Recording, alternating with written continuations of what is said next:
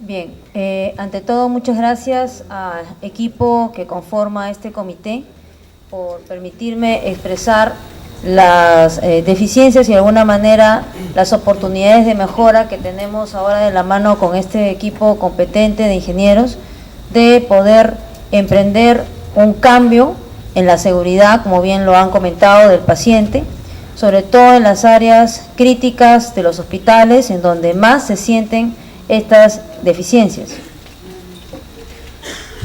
Nosotros reconocemos un problema cuando evidenciamos una diferencia entre nuestro ideal, que es este de aquí, estamos hablando de áreas críticas como estas, ¿no? El ideal, comparado con lo que tenemos actualmente, ¿no?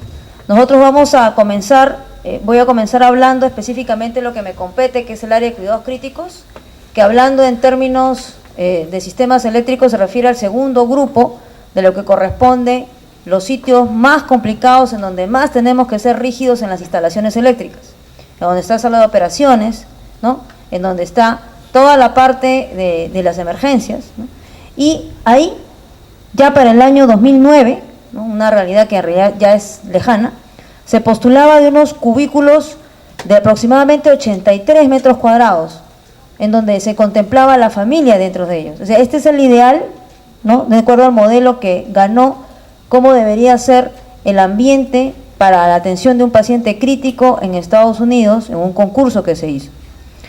Nosotros en la ley peruana se habla, la ley del 2005, la norma técnica de lo que es áreas críticas, de tan solo 12 metros cuadrados. Y en la realidad nosotros tenemos un promedio que va a veces de 5, ¿no?, a 8 metros cuadrados en el mejor de los casos. En las clínicas algunas ya están apuntando a 24, pero esa es nuestra realidad. Entonces acá encontramos un problema, un desfase entre lo que tenemos y en lo que deberíamos tener. Se habla de un sistema en el que nosotros manejamos, un sistema eléctrico conectado a tierra, aterrizado a un control, ¿no?, un panel, para protección del paciente. Pero este sistema sabemos que no es el sistema ideal del cual van a hablar ahora, que es el sistema aislado. Esa es nuestra realidad. Encontramos un problema porque las normas técnicas que tenemos peruanas, que corresponden ya antiguas del 2005, miren ustedes solo lo único que hablan de ingeniería hospitalaria, con lo único que el personal de jefaturas de servicios y departamentos de áreas críticas puede, de alguna manera, tener cierto conocimiento para ponerse y cuadrarse, ¿no?, ante los diferentes postores o proveedores que van a generar nuestras unidades nuevas, ¿no? Algo bastante escueto que solamente pone, ¿no?, sistema tomacorriente, 2 enchufes por cama paciente, ¿no?, y luego me pone sistema eléctrico, no me pone más. Con esto es lo que nos defendemos.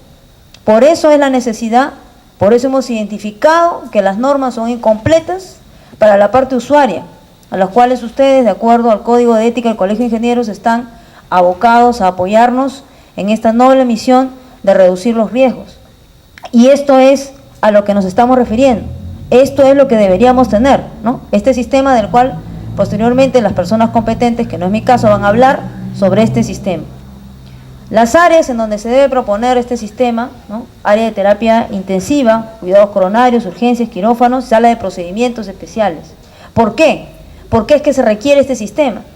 Vamos a evaluar, como siempre hacemos nosotros, la evaluación por caso clínico.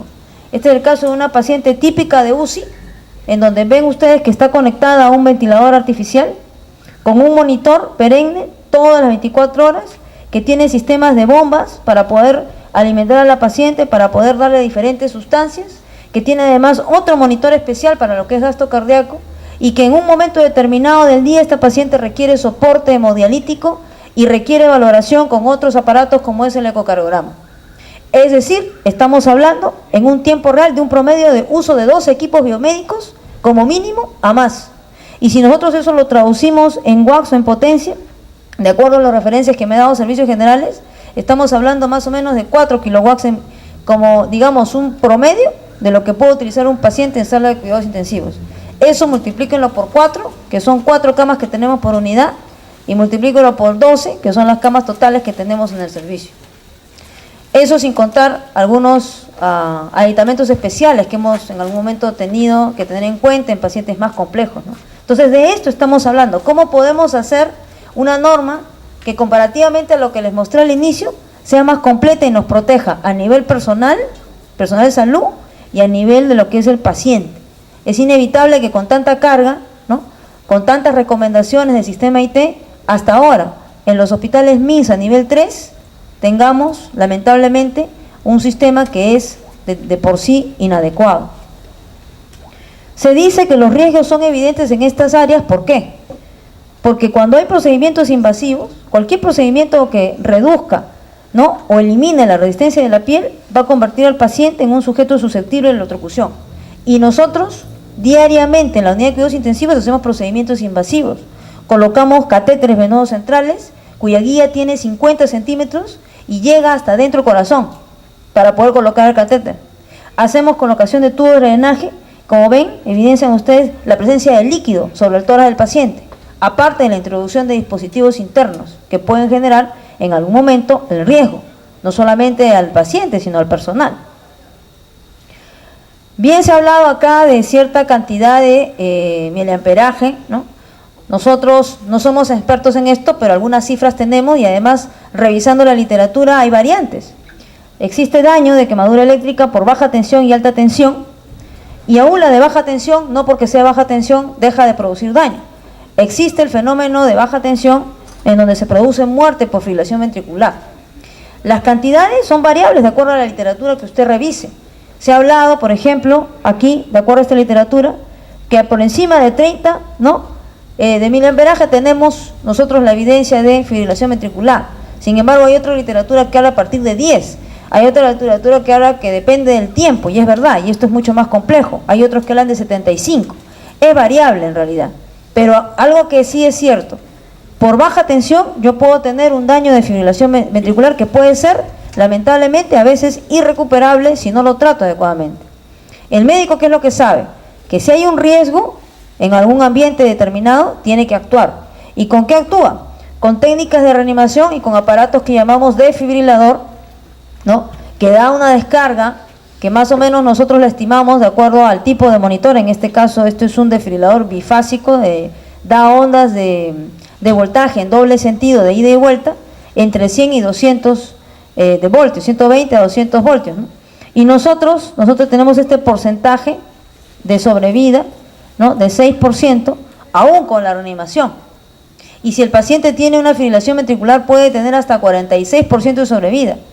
Dentro del hospital es 20% si tenemos un paro. Pero la FB es una arritmia que nosotros podemos controlar con este dispositivo, ¿no?, si es que tenemos el dispositivo. Entonces, al médico finalmente no va a estar preguntando cuánto le llegó de carga.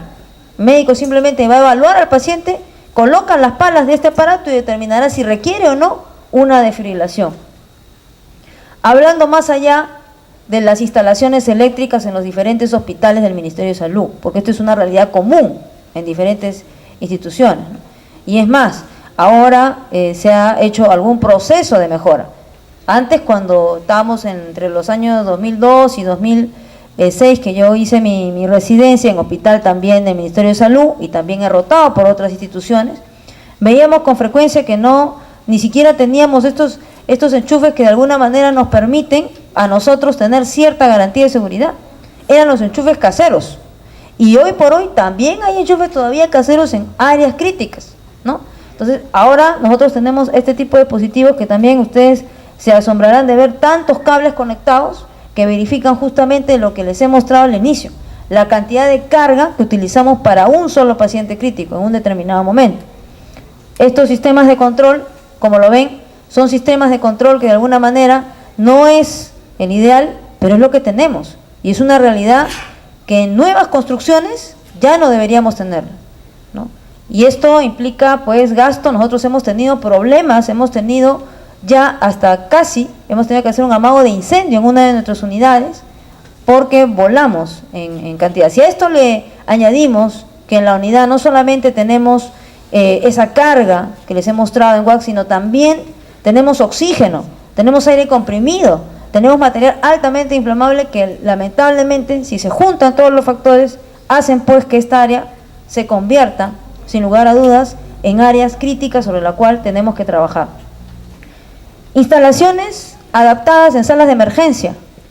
Por ejemplo, vemos acá este cubículo, en donde vemos, ¿no?, estos sistemas de 6, ¿no?, y vemos y podemos apreciar, ¿no?, el espacio pequeño que se ha generado en esta área en un intento de cumplir una de las normas, que era darle privacidad al paciente. Pero ¿qué es lo que prima? ¿La privacidad del paciente o la seguridad del paciente? ¿No? Entonces, ¿quién debe opinar acá? No es el área usuaria necesariamente, que muchas veces no tiene el conocimiento que ustedes tienen, sino justamente estos comités o estas normas que permiten de alguna manera tenernos a nosotros asegurados ante esta realidad. Esta es otra área crítica en donde podemos ver, ¿no? Igualmente, miren la cercanía, miren el uso de estos dispositivos que tenemos, ¿no?, en un intento de tratar de reducir el riesgo, ¿no? Estas áreas han sido sometidas también no solamente a riesgos, sino que ya han ocurrido eventos adversos, felizmente no con pacientes, pero sí casi se pudo haber convertido en una emergencia, en un desastre, ¿no? Miren la cercanía que está por ser áreas improvisadas, dada la alta demanda que tienen los hospitales, y esta realidad no solamente es del Hospital Cayetano Heredia, es de todos los hospitales del Ministerio de Salud. Hay riesgos identificados, ¿no?, en áreas que realmente pues han sido acondicionadas. Si ustedes revisan y se van a las unidades de cuidados intensivos, son poquísimas las que han sido generadas, el modelo estructural, no estructural, antes de, generalmente nos daban el espacio y uno tenía que adecuarse a ese espacio para poder trabajar, ¿no? Entonces, vemos acá otro ejemplo, este es en sala de emergencia. En sala de emergencia también tenemos nosotros dispositivos que se colocan de manera de riesgo, cateterismos que hacemos dentro de la sala de emergencia, y vemos acá la cercanía que tiene el personal de salud con el paciente, ¿no?, a los dispositivos eléctricos prácticamente sin ninguna protección. La sobredemanda. En los hospitales del ministerio, como los hospitales del Seguro Social, no sé si ustedes han tenido de repente hasta familiares ahí, yo sí lo he tenido, y ustedes pueden ver que por los pasillos de los hospitales circulan pacientes. Circulan pacientes y lamentablemente nosotros en el hospital tenemos una sobredemanda de 180%, ¿no? Es decir, ya no sabemos, ya no hay camas donde poner a pacientes. Pero ¿qué pasa? Deberíamos tener capacitaciones al personal de salud que de alguna manera permita evitar esto. Tener un paciente al costado de las zonas que corresponden a las zonas de alta tensión de riesgo. Esta zona corresponde a casi la puerta del tópico de la emergencia, ¿no? Y si bien es cierto, en la norma sabemos que esto no debería estar en áreas que corresponden pues a las áreas de atención, ¿no?, sí están cercanas y eso pone en riesgo. Entonces, ¿cómo hacer un diseño para que esto no ocurra? Eso es algo que tenemos que también revisar. Es algo que tenemos que revisar y tenemos que solucionar a la brevedad, y nosotros también, yo como parte de la Unidad Funcional de Gestión de Riesgo en mi hospital, también tomamos cartas en el asunto con capacitaciones que vamos a tener ahora para poder nosotros evitar este tipo de escenarios, como ven ustedes aquí. Este tipo de riesgos derivados, ya yendo hacia los consultorios externos, que si bien es cierto no son áreas per se de grupo 2 de riesgo para colocación e instalación del sistema IT, nosotros tenemos en consultorios externos también estas irregularidades, ¿no? Televisores e instalaciones que están de la parte interna hacia arriba al techo, y esto está desprotegido. Aquí si llueve o si pasa algo, ¿no? Entonces son realmente condiciones que ameritan un seguimiento exhaustivo por parte no solamente de la Unidad Funcional de Gestión de Riesgos, sino también Servicios Generales y Mantenimiento, quienes dan pase a esto, porque finalmente alguien tiene que firmar esto, alguien tiene que avalar esto, ¿no? Y son riesgos que estamos viendo a veces groseros, como pueden ustedes observar. Ubicación de paneles de control en centrales de televisión y SOP que están casi en la puerta, ¿no?, en el pasadizo, ¿no?, que si bien es cierto no están dentro del área operativa, pero están en un pasadizo donde pasan pacientes. Los pacientes esperan sala de operaciones, dejan sus camillas acá para poder ingresar. Entonces es un área inadecuada, ¿no?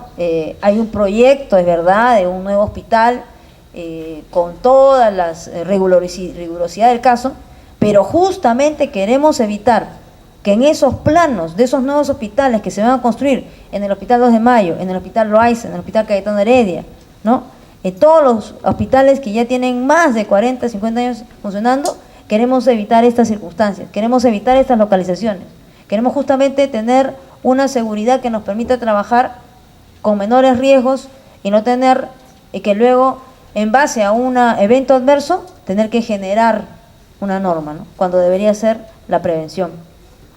Finalmente, quiero tomar estos minutos para explicar que nosotros, como hospital, también nos importa la seguridad. Existe, y eso lo deben saber ustedes, por parte de la OPS, un nuevo concepto que se llama de hospital seguro. En el hospital seguro nosotros cumplimos o debemos cumplir con 3 áreas importantes en reducción de riesgo, que es seguridad estructural, no estructural y funcional. En la seguridad, pues, no estructural está ingresada toda la información o la data correspondiente a la parte de instalaciones eléctricas. Sin embargo, si revisamos más allá esta listín que está en la página web, nos vamos a dar cuenta que lamentablemente también está incompleto. Entonces, el hecho que uno cumpla con esto como hospital seguro no garantiza, ¿no?, lamentablemente, la seguridad del día a día. Y comento más, existe por parte del Ministerio de Salud, ustedes pueden verificar en la página amigable del MEF, un presupuesto que se llama presupuesto por resultado, 068, que de alguna manera, ¿no?, en un futuro cercano, porque todavía esto está en un plan de reordenamiento, permitirá a los hospitales disponer de un presupuesto adecuado que permita reducir estos riesgos. Y es justamente donde nos vamos a avalar en las normas que estamos tratando de generar e impulsar para evitar en lo futuro estos lamentables escenarios en los cuales nosotros nos vemos envueltos y en donde a veces tenemos que hacer no lo que se tiene que hacer, sino lo que se puede hacer. Y eso es lo que queremos evitar, ¿no? Convertir ese tiene en que se tiene que tener las condiciones óptimas para empezar por el grupo 2 de áreas en donde son las más delicadas y así poder disminuir los riesgos en general, ¿no? Y sin más, gracias por escuchar a mi persona como usuario interno de la problemática en nuestros hospitales nacionales.